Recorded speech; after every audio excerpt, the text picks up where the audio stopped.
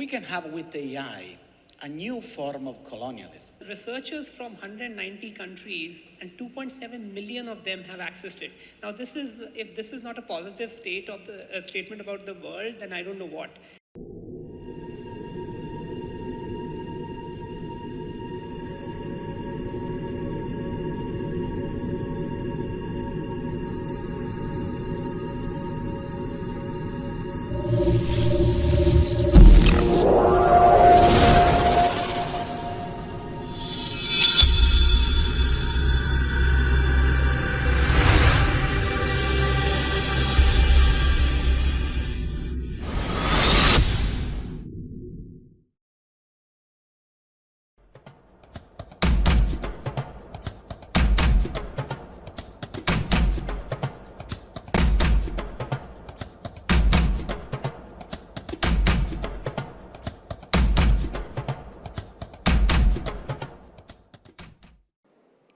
Next up is a really exciting session.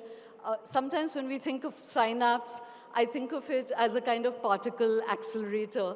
And this is a metaphor that Nick Bostrom has used for his own writing, where you kind of force it to reveal its kind of underlying themes, and you really present its extremes so that it reveals itself. And that's, in a way, what the next session is about, because we have two fantastic speakers that actually will have a lot of overlaps, like Dan Turner and Pete Naszczak did. But at another level, they represent the promise, the audacity, the excitement, and the opportunity of AI, and also the peril and anxiety and dystopic aspects of AI and how to control it. So in a way, bringing them together is that particle accelerator moment where you really see the two ends of it revealed for itself. So next up on stage, I'm going to call Pushmeet Kohli. We are super excited to have him with us. He agreed and then fell out, and then destiny ordained that he rejoin us, so we're very happy. He's part of the Nobel-winning team for AlphaFold, which is an AI model that has predicted the protein structure of more than all known proteins, which is 200 million proteins, up until AlphaFold. Over 50 years of work, only 250,000 protein structures had been revealed with very hard, meticulous work. And then they came up with this AI model that suddenly accomplishes what humanity had taken 50 years to do. It saved, could be hyperbole, but saved 1 billion years of work. They've also come up with other models like the genome, which has revealed 2.2 million new materials, 380,000 stable materials. So all of that is to show the kind of absolute amazement of the work that is being done. One more jaw-drop fact, so that by the time he comes on stage, we are all in awe, is that after AlphaFold, they've also created AlphaFold Missense, which is to look at the mutations within our protein structures, which could create disease. And up until now, we only knew a very small percentage of it, 0.01% of the kind of mutations that create diseases. And now with Alpha Missense, they've been able to track the patterns and predict mutations of almost 85% of the mutations that create disease. So as I said, he represents the excitement of AI. And along with him, we have Paolo Benanti. Again, super excited to have him, because Paolo, in many ways, converges many worlds. He is a bioethicist and AI ethicist himself. He teaches bioethics and AI ethics. He's a friar. He's a footballer. He's an advisor to the UN, to the Pope on AI. He advises the Italian government. And while he's very excited about the technology, he's thinking very deeply about the ethical frameworks for this, and also how religion can intersect with science to harness it for its best potential.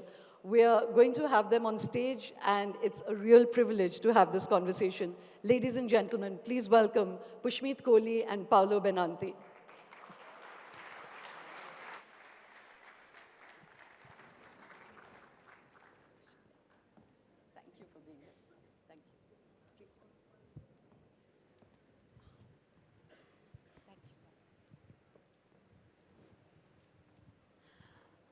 Pushmeet, let me start with you. Since we've been talking about all the ethics and perils of AI, let's start with the promise and excitement of it. I kind of laid out those statistics because I wanted to immediately jump to the significance of what you have achieved. What is the potency that you have unleashed with AlphaFold and Alpha Missions? Yeah, so first of all, thanks for inviting me. It's a real pleasure to be here and look at the multidisciplinary nature of the discussion that has happened. So just to sort of summarize what we have done. Can everyone hear him? Just okay. Speak Sounds a little great. louder. Yeah. So just to summarize what has happened, if an alien species was to come here today and look at this room, and we were to sort of describe this room in its chemical sort of composition, we would essentially be described as bag of water. We have an amazing number of bags of water in this room in the sense that chemically, we are mostly water. 60% to 70% of our bodies is just water. The fact that I can make these sounds and you can make sense of them, it's all sort of the magic of these amazing molecules that are interacting with each other called proteins. These molecules, and there are only 20,000 of them in the human proteome, these 20,000 Lego blocks make humans. That's it. They are the building blocks of life. And yet, we didn't know what was the structure of these Lego blocks of life. We know everything about our cars, we know everything about our computers, but we don't know even what makes us. So out of those 20,000, a very small fraction was discovered by scientists, a very small fraction. And what AlphaFold did was an AI system that could predict the structure of these molecules in one go. And that was the breakthrough, right? It sheds light on the building blocks of life. And so what are the applications that can now come out of this or which have got accelerated by this? I get it that we understand ourselves better, but what can happen now? So if you think about it, like everything in biology is made of proteins. You can think about building better vaccines. You can think about sort of accelerating the drug discovery process. You can even think about developing enzymes which can accomplish tasks like decomposing plastics. Everything that you can think of in nature, it can be done better if we understand the building blocks of life.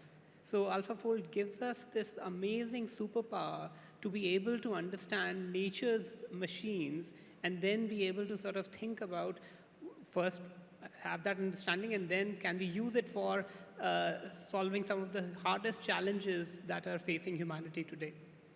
So Pushmeet, this is like an uncontroversially wonderful thing that AI has done. But as I've been saying through the day, that different sort of frontliers of AI are talking about different aspects of it. Sam Altman has said that AGI is only a few thousand days away, So that really requires us to think very deeply about it. You're in the heart of it as VP Research of Google DeepMind. So I'm going to come back to you now to ask about the state of AI. But before that, I wanted to bring Paolo into this conversation. Paolo is also the creator of the Rome Call for Ethics in AI. And they've been converging the major Abrahamic religions. They're reaching out to now, other religions, including Hinduism, to come together to think about a moral framework for AI. But in that context, Paolo, what has borne fruit from all the discussions that you've had? You're also part of the UN Council for AI. You've been, you're good friends with Brad Smith of Microsoft. You're in the UN. You have stakeholders from industry. But we just saw at the recent the Paris AI Summit that there wasn't even a minimum agreement about the framework for AI. Google has changed its protocols for AI use. Earlier it said it can't be used for human harm, it can't be used by the military. Sam Altman has disbanded his ethics team. Meta has disbanded its oversight team. So how hopeful are you and what have you achieved? First of all, I'm really happy to be here, and it's an honor for me. Well, First of all, let's start from a really ancient awareness that we have about technology. 60,000 years ago when we was in the cave and we take for the first time in a hand a club stick, was it a tool to open much more coconuts or a weapon to open much more skull? So the dual use of technology, the weaponization of technology is always possible, and the same things can happen to AI, because what we can use to solve a lot of sickness, the secret of life, or what else, can be used to produce a selective death in some kind of population. Well, and we face some challenge about that. First challenge is that because AI is a power, concentration of power in too few hands could become a really unbalanced force around the world, or could be a multiplier. And it can multiply the justice, or can also multiply the injustice. This is the first ethical element that should look at everyone around the world, because we are in a new age with a new tools, unbelievable tools, that could be used to solve a human problem, or simple to allow someone to control someone else. And the second thing is that these kind of means are digital. That means that it's really difficult to contain physically like we made with other technology, like simple things about nuclear technology. You know, if you have nuclear bombs, you can count it, you have to store it, you have to put in some places. Digitals, it's not the same. You can have it and it's invisible. This is the reason why it could be really wisdom to have a global governance on that. I was not alone in that United Nations committee. There is also someone here among the people. And we try to define what could be a common space, a synapse, just to use the word that we are using, in which different interests, different perspective, different sensibility can find a space. So it's just a matter to have such kind of dialogue and have all the different stakeholders in that dialogue. At one more point. You know, I come from Europe. I'm a white man from Europe, and I'm connected to one of the darkest page of the last centuries that was colonialism. Well, we can have with AI a new form of colonialism in which someone is extracting not any more resources from others, not any more workforce with slavery, but cognitive abilities. And we can have this huge tool extracting cognitive ability, especially from country that will offer for a few bucks. So this kind of element are suggesting to maintain a global peace and a global equilibrium to have such kind of discussion. Pushmeet, I was seeing you blank out during this discussion, and yet that's because I want to keep reinforcing the optimism of what AI has achieved. And, you know, whether it's cancer, whether it's, you know, like you said, creating new enzymes that will dissolve plastic, to any kind of new material, to solving the climate, though I'll come back to the fact that AI is guzzling energy and water, including in Google. So I want your thoughts on that. But before that, in the context of safety and ethics, you yourself have been at the helm of the, you know, safety and ethics division at Google. And you've created Synth ID, you know, which is to watermark AI and stuff like that. But given these two sort of forks of danger from AI, the short-term one about bias, concentration of wealth, etc., and the second is about artificial general intelligence, where AI could surpass human intelligence. First of all, are you at all anxious about either? And secondly, what would you be more anxious about? Yeah, and thirdly, why were you blanking out? Yeah, so I think the important thing to recognize is with every technological revolution, there will be anxieties. When the printing press was invented, it opened up on the information and knowledge age. In some sense, now sort of things could be printed out and distributed in the masses. When the internet came about, it brought about its own revolution. So every technology brings about a revolution in what people are able to do, and it has benefits, and it can have downsides if not controlled. So it is not a new question from that perspective, but the problems are different, and those need to be considered very carefully. Now, I'm a cautious optimist, and I'll tell you why. If you, like me, if you're working on the sciences, you will see that we are just scratching the surface of what we know about the universe. We spoke about AlphaFold and biology, but understanding those 20,000 proteins does not tell us how our human body sort of works. It's just Sorry, doesn't? Doesn't tell us at all Exactly the complete sort of complexity of the human body. In some sense, the discussion in the morning session where we were discussing the relationship between the biome, the complexity of the overall system. So there are amazing, amazing opportunities and amazing problems on the horizon that I am really glad that we have a technology that can help us tackle some of those challenges. We saw with COVID, with the pandemic, how helpless the whole world could be. We are seeing this with climate change, how helpless in some sense sometimes people can feel. Right? And so sort of having sort of that power and having this technology that can open our minds in terms of what is possible, the fabric of reality and the understanding of nature, I think I'm very optimistic about it. Now, coming back to the question of what are the negatives.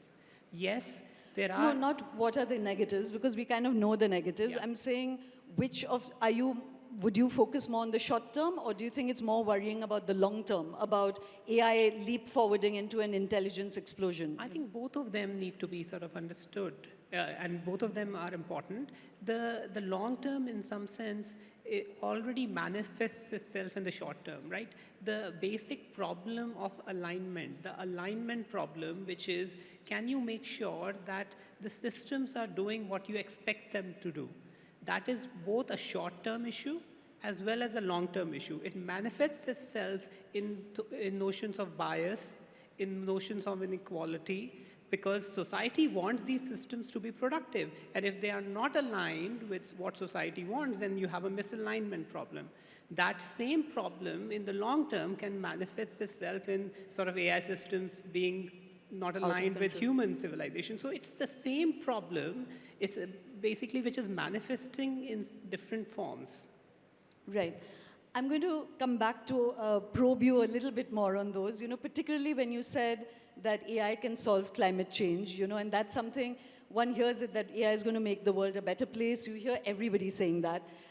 But yet it is guzzling energy and water, and Google very transparently has put out that its own consumption of water has escalated in the last 2 or 3 years when the models have really been, also accelerating. NVIDIA, all of these, So I'd love to come back to you to just probe you on the climate and energy resource question. But before that, Paolo, you've been talking about AI colonialism. And again, AI, even if it ends up being a species out of our control, at this moment it's in our control. We are creating it, as David Hansen has created Sophia. And you've been talking about also the psyche of Silicon Valley, that there's a certain paternalism in it. So you're friends with everyone, you have access to everyone. Help us understand the psyche of Silicon Valley as you see it. Well, and now, finally, Pushmeet is smiling. well, the first things that you have to recognize is that, we have to be a little bit grateful to these people in Silicon Valley because they are spend all their life and they commit 12 hours a day to have something good. And they believe that what they are doing can change the world. Well, we are not sure in which direction, but it can happen. And, it's something they feel like if they are the Renaissance man of this age that can simply change society. The idea, or probably the perspective that they have, is that what is good for them is good for everyone. This could be something that is not sure, A world is big, is complex, is different, and I don't think that technology in itself is good for its own creator, is good for everyone in the world. And it's just not my idea. If you look, if you read Acemoglu and Johnson, probably the best book on 2023, Power and Progress, they explain in more than 500 pages, Acemoglu and Johnson won also the Nobel Prize on economics. Yeah, he was going to come here and then he Yeah. won the Nobel. That you need also this middle layer of, adjustment of technology with social society. And here we come to ethics of technology. What does it mean to have an ethical approach to technology? It's not a matter of technology in itself, but when you deploy a technology in society, we have to recognize that this is not neutral. So imagine that I build a train line. I can decide where the line passes.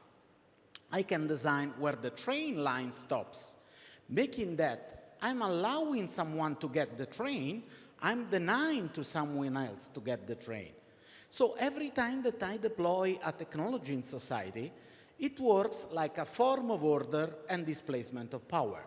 So here come ethics of technology, questioning technology, open up a table in which the different stakeholders can discuss about that.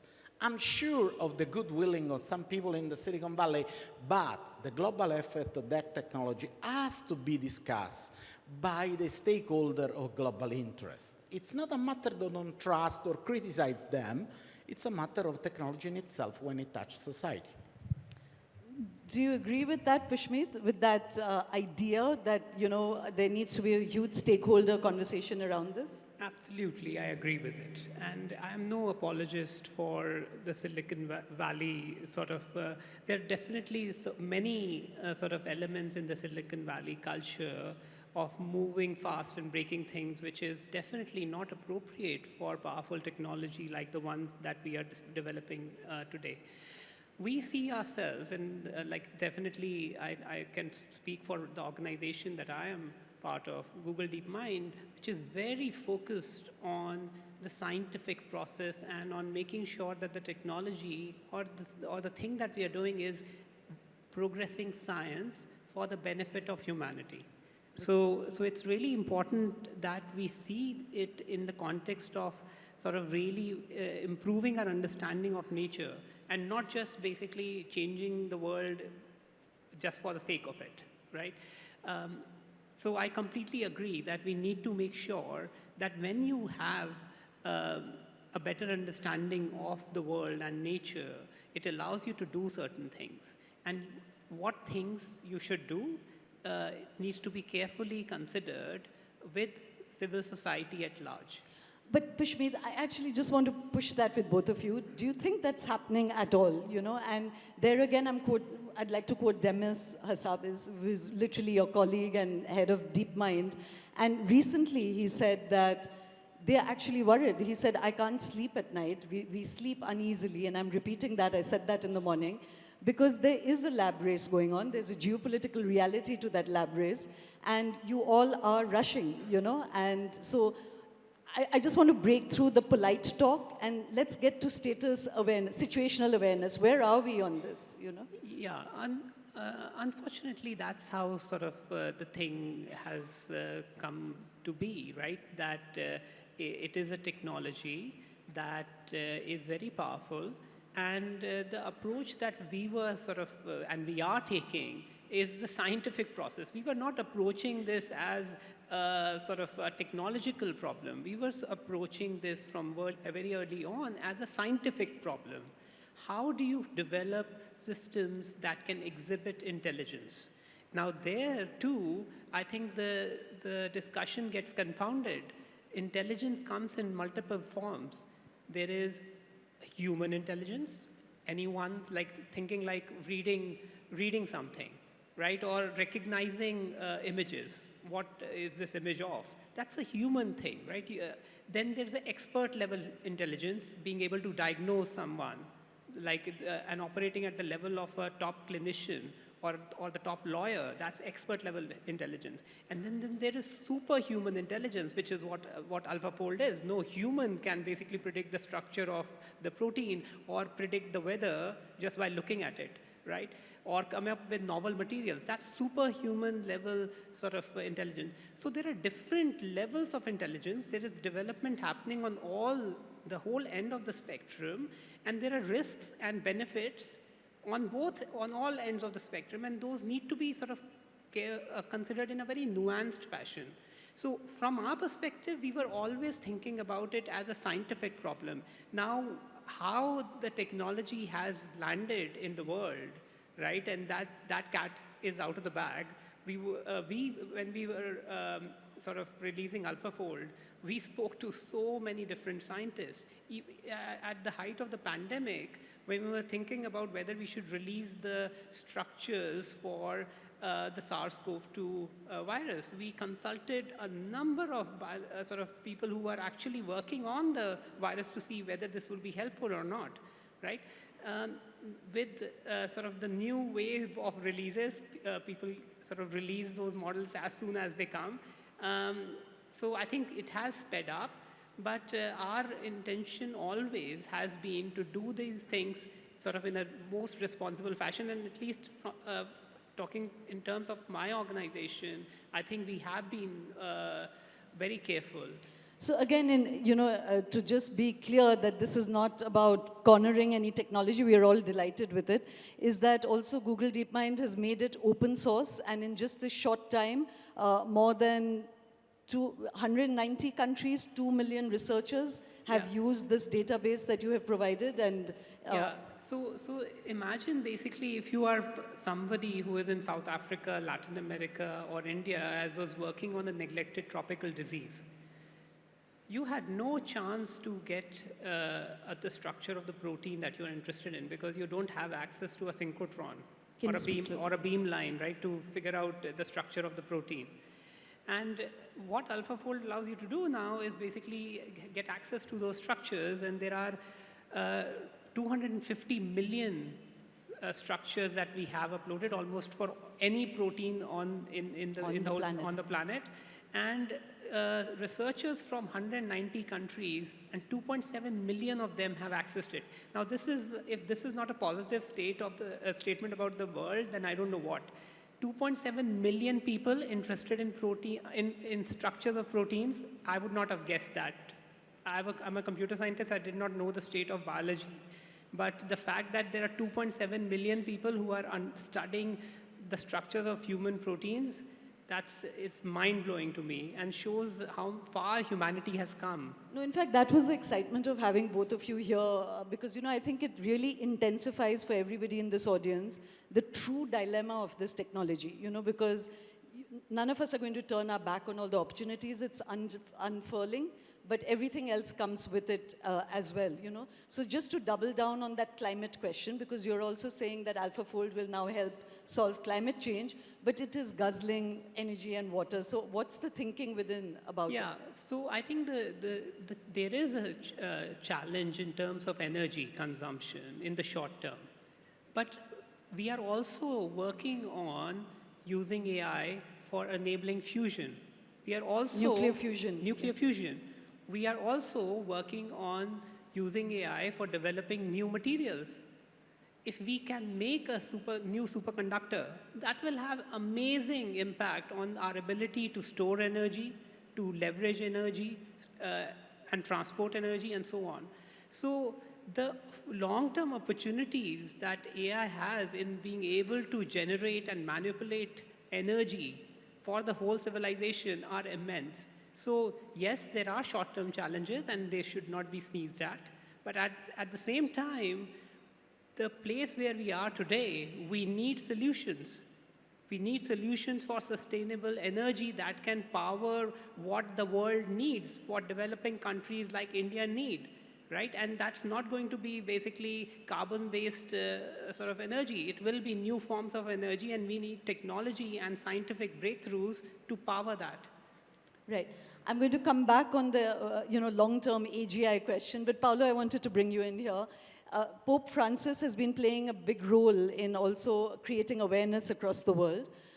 When you've had all these consultation meetings, what has the Pope's contribution been within closed doors, if you can share with us? And how have stakeholders from the industries as well as others responded to it? What is the contribution of religion in this? Why have you been trying to bring the Abrahamic religions, Hinduism, even Zen, Taoism and others into the fold? Well, first of all, we are facing a moment of changing of time, If we go to William Shakespeare Hamlet, you can read the time is out of joint. And the time is out of joint is something that Hamlet say when he know that someone killed the father. But during the 15th century, the time is out of joint was used to describe the idea that there was a new geography. We discovered the Americas. There was a new science. We moved to the Galilean and Newton science. There was new religion that actually was the Lutheran reform of the church. And there was a huge challenge to political structure. Well, look at what's going on today. Yes, we have a new geography. We rediscover China as a new territory that is pinging on us without speaking about Moon and Mars.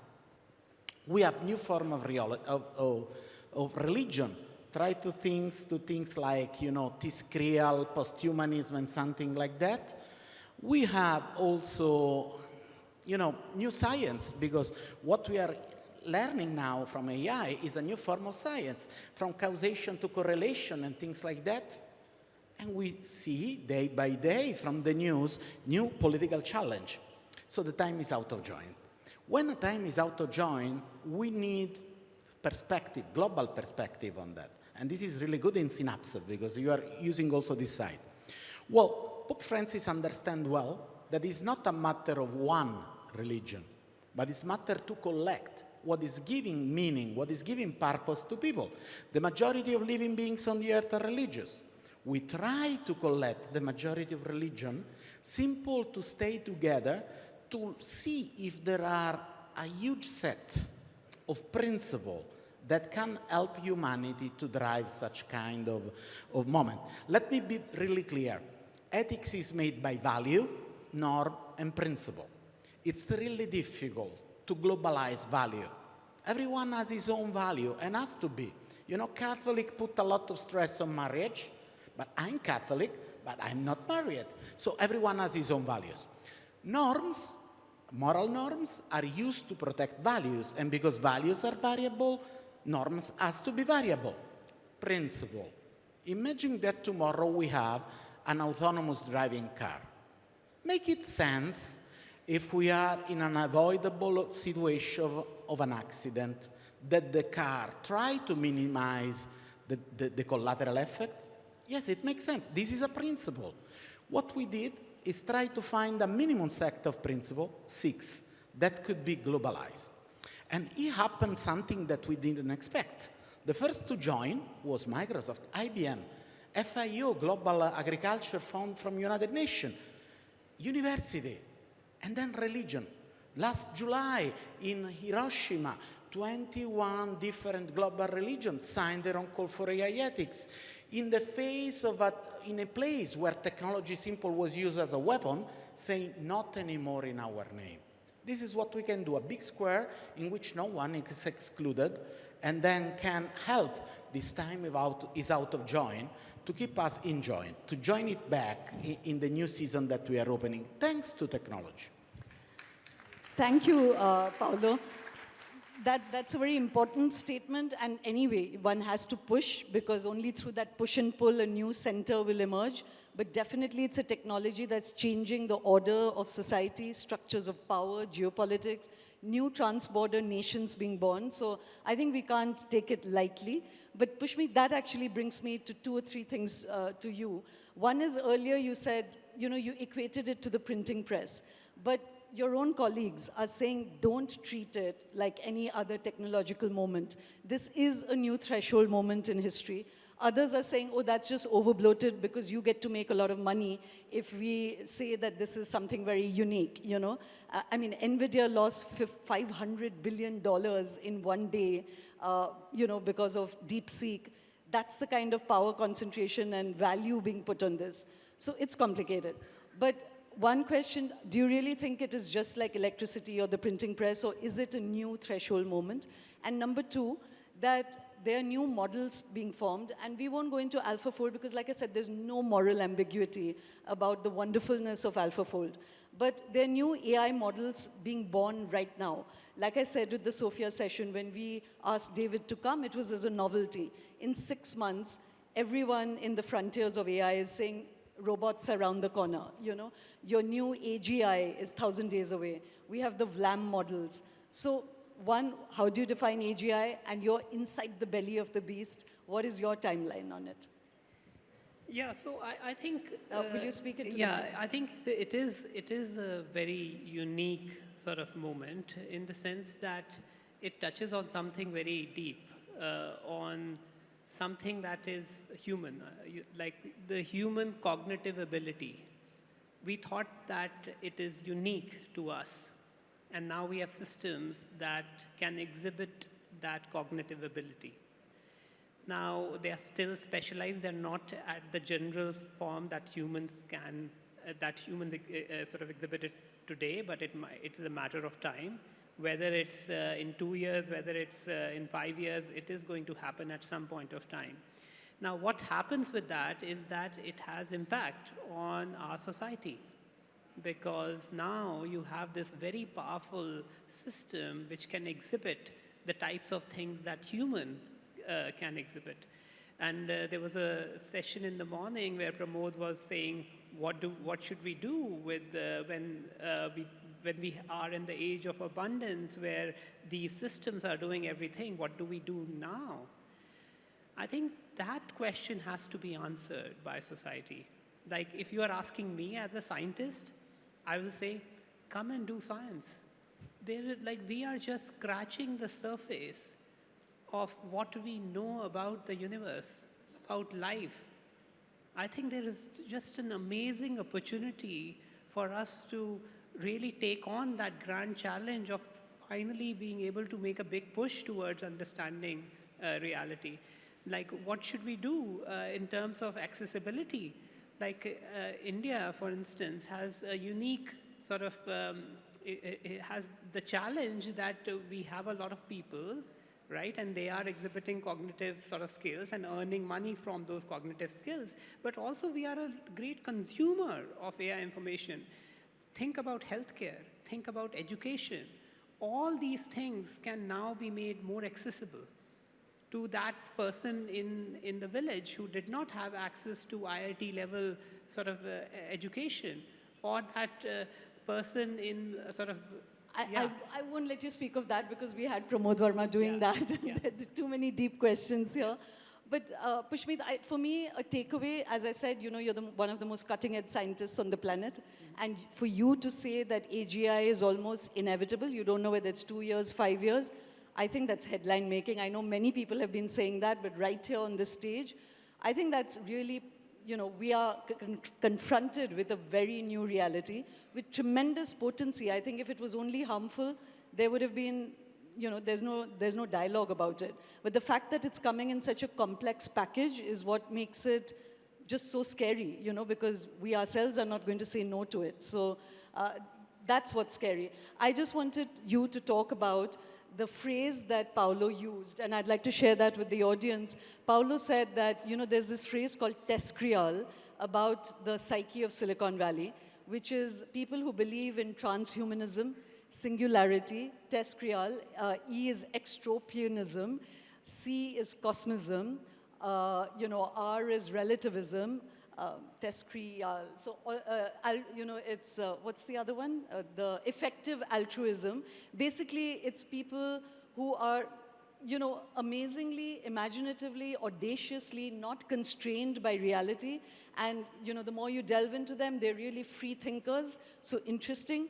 But they're also, as Paolo said, paternalistic. And it's like, you know, it's like Thanos in the Marvel world, that he's taking a decision that I'm going to kill half of humanity to bring health back to the planet. And these guys position themselves as the ones capable of taking decisions like this. So I know this is putting you in the spot, Pushmeet. What do you think about this TESCREAL mentality?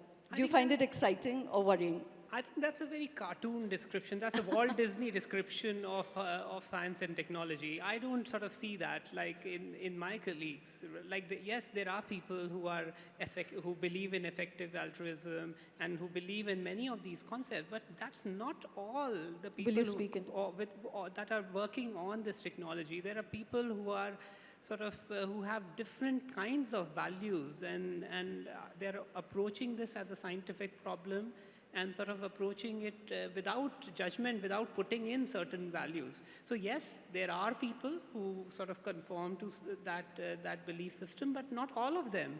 So I think we should make sure that, and we should rest assured that there are people who are developing these technologies which come from a very diverse set of backgrounds, have very diverse set of values, and yes, some people are sort of outspoken, and yes, some people are recognized with those viewpoints, but not all of them.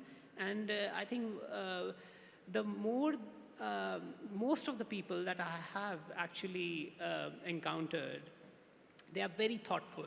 They do sort of appreciate the power that technology has, and they are thinking about it with deep care and with appropriate ethical oversight. And they are encouraging more ethical oversights. They actually want society to engage. They want regulators, they want policymakers, they want civil society to engage in a very deep way to understand what are the strengths of the technology, but also the limitations of the technology, so that we can use this thing effectively for the benefit of humanity. So I do think that it is a broad church. Yeah. Thank you very much, Pushmeet and Paolo. This is just the beginning of a conversation. We think of ourselves as a thought seeder company, so literally seeding thoughts. But Pushmeet, again to say that the excitement of having you here was that you really stand for the unalloyed potency, the positive potency of AI. And the scientific breakthroughs that you all are making is just unbelievable. And even for this, the cartoonish thought that we put out, I think just in the 2 years that we've been creating Synapse, it shifted the boundaries of our own thinking. Like I said, they're audacious, imaginative people who are not taking anything as status quo, And I think that forces society to think, who are we as humans and what is worth hanging on to? So I want to end on that with both of you. One line on what do you think it means to be human and what do you think it means to be human? What's that core fundamental quality? Or maybe there's none. Okay, in one line. Well, it's the difference between something that works and someone that exists. That means that I can walk all the night to climb a mountain and I can see the rising of the sun, and this is something that is inside me and is not computable by nothing. It's an experience, it's spiritual. What about you? I think it's a very tricky question. I feel out of place to answer this question. To me, sort of to be a human is to sort of feel empathy for humans in a very deep way. Like humanity as a concept is something that we share. There is no one human, right? And also humanity is going to evolve. Like we were not this 1 billion years ago, whoever we evolved from was not human. And it's not a sort of discrete moment that suddenly we became human. It's a continuous sort of spectrum in science, in evolution, in biology. And so humanity, I feel that we are sort of the product of stars, they say, but we are also the product of an amazing amount of evolution and thought process that nature has sort of gone through. So being really deeply empathetic about sort of one's fellow beings is what to me means to be a human. Thank you very, very much, Pushmeet and Paolo. I didn't focus on the applications of your technology because we can get that on Google. But to get your inner perspectives on all of this has been very, very valuable. Thank you very much, Pushmeet. Thank you, Paolo. It's been a real pleasure talking to you.